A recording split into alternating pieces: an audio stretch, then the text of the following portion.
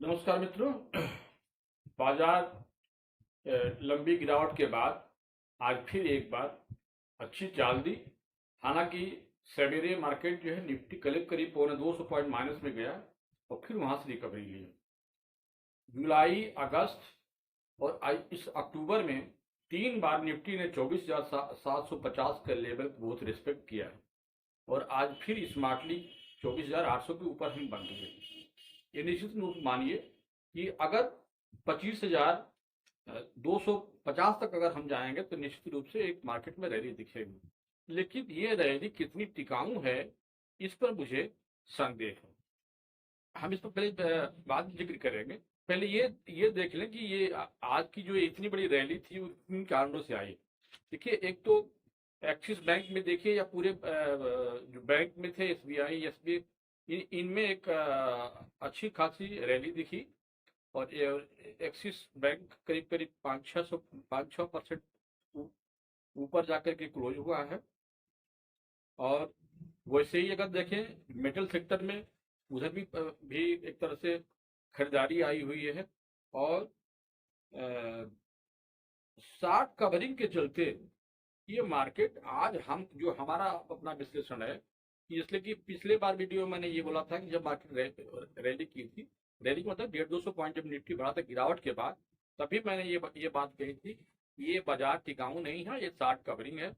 और मुझे ये जो आज की जो बढ़ोतरी हुई है निफ्टी में, ये भी जो है वो सस्टेनेबल मुझे नहीं लग रही है। इसके पीछे मेरा एक लॉजिक है।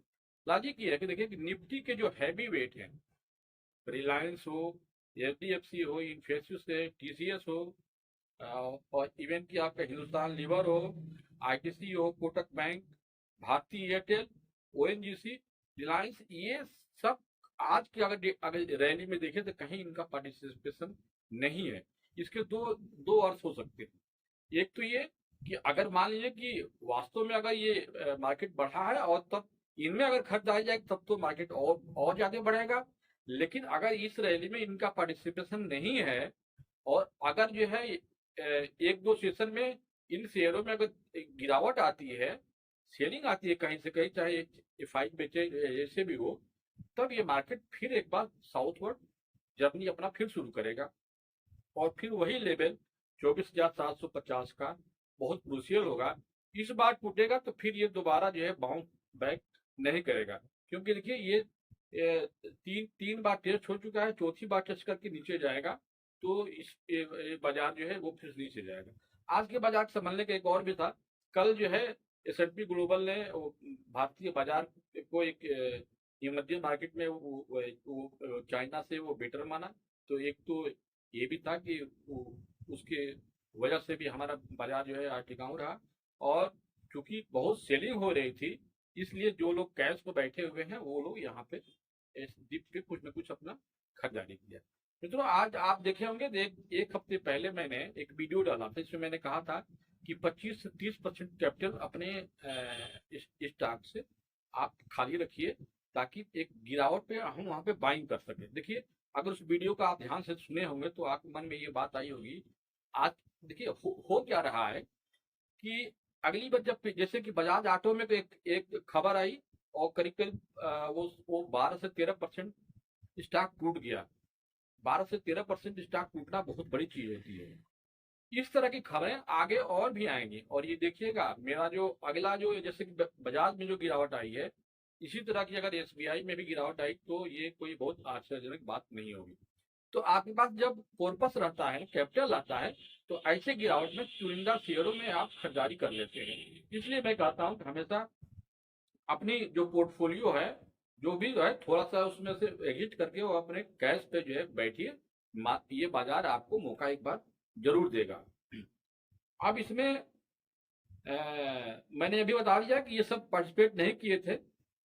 बजाज ऑटो और एसबीआई पे आज हम आपको एक मैं टिप्स तो नहीं कहूंगा, लेकिन मेरा जो एनालिसिस है उसके ऊपर एसबीआई में सेलिंग के लिए मैं बोलूंगा।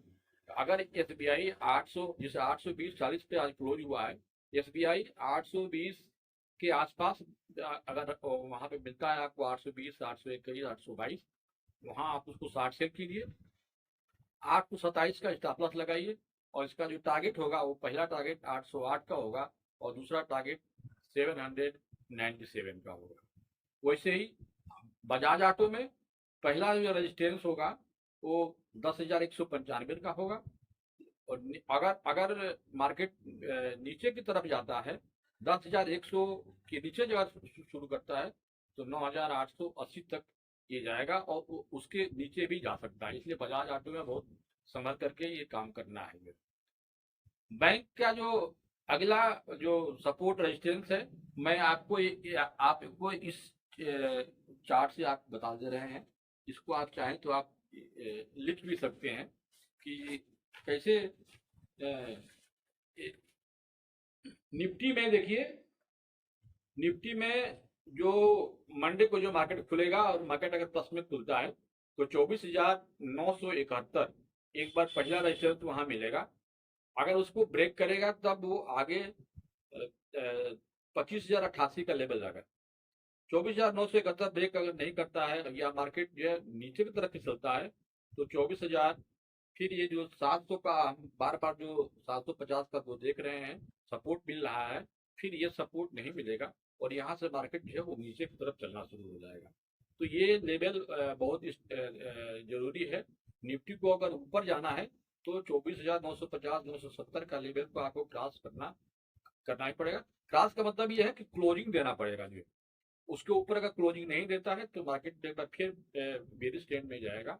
और जो निफ्टी के जो हम अभी जो जिन हैवी वेट की बात की है रिलायंस वगैरह की, इसमें एक बार बिकवाली आएगी, तो वह बिकवाली जो होगी ना वो तगड़ी बिकवाली होगी। देखिए, शेयर मार्केट में जब भी करेक्शन आता है तो जो पहले करेक्शन में क्या होता है, इंडेक्स इंडेक्स गिरता है, स्टॉक कम गिरता है।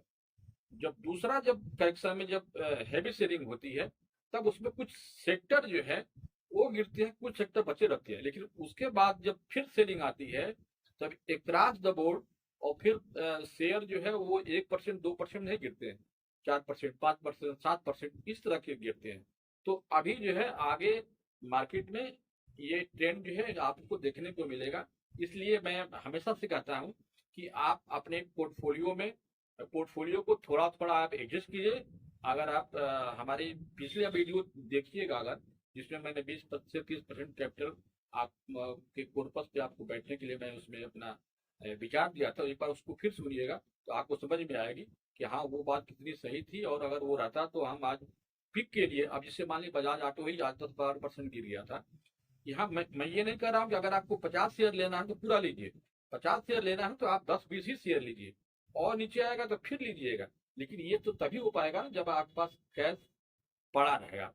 तो कैश पे बैठने के लिए आपको अपने शेयर से एडजस्ट होना जरूरी है।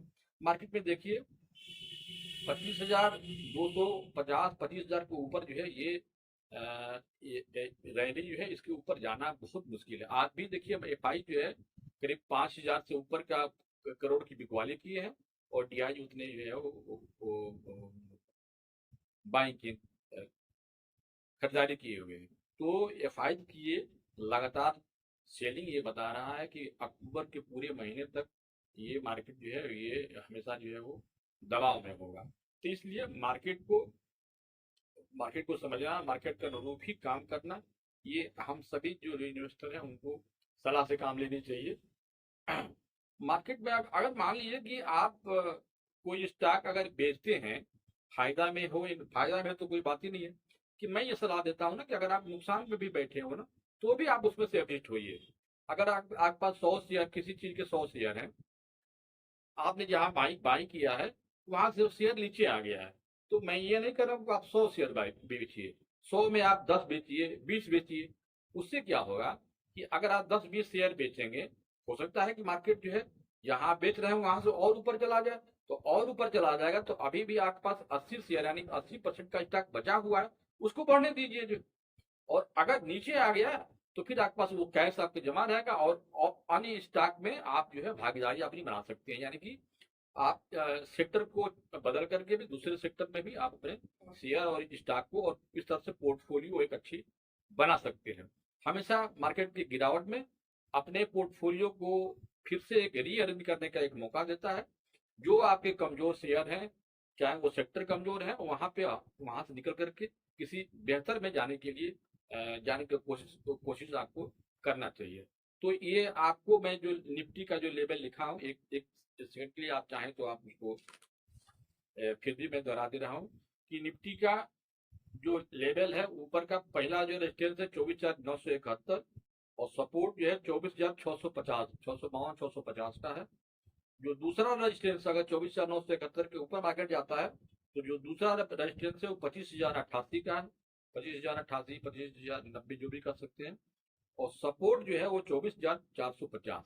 यानी कि मार्केट 24,000 को तोड़ना अभी हमें लग रहा है कि एक दो और मार्केट में जब स्ट्रांग सेलिंग आएगी तभी 24,100 और 200 का लेवल टूटेगा, नहीं तो इसी बीच ये मार्केट रहेगा। निफ्टी बैंक में देखिए, तो निफ्टी बैंक में भी रेजिस्टेंस जो है वो पहला रेजिस्टेंस मंडे को 52,528 का है। उसका जो सपोर्ट लेवल है वो 51,330 का है। अगर इस रेजिस्टेंस के पहला रेजिस्टेंस के अगर ऊपर जाता है तो फिर निफ्टी बैंक आपका 52,963 का, और अगर सपोर्ट 51,300 का टूटता है तो फिर मार्केट 50,566 का। आज के रैली में एक बात और ध्यान दीजिएगा, निफ्टी और सेंसेक्स में निफ्टी करीब जो है वो 108 पॉइंट बढ़ा है और सेंसेक्स जो है वो 218 पॉइंट बढ़ा है। यानी कि 1:2 का रेशियो है। जबकि अक्सर ये देखा जाता है कि निफ्टी और सेंसेक्स में 1:3 या 1:2.5 का रेशियो रहता है। इसका मतलब ये है कि सेंसेक्स में कमजोरी है, और सेंसेक्स जानते ही हैं ये जो बड़े हैवी वेट हैं उनका वेटेज मिलाकर के बनता है। इसलिए बड़े शेयरों को अभी ये देखना होगा कि ये इनमें तेजी आती है या इनमें गिरावट आती है। इन्हीं जो हैवी वेट है इन्हीं के ऊपर जो है बाजार आगे या पीछे जाएगा। तो मित्रों, ये मेरा वीडियो अच्छा लगता है तो आप हमारे चैनल को सब्सक्राइब और लाइक कीजिए, बेल आइकन दबाइए ताकि अगला वीडियो आने के पहले आपको नोटिफिकेशन मिल जाए। और अगले वीडियो तक के लिए हमें इजाज़त दीजिए। नमस्कार।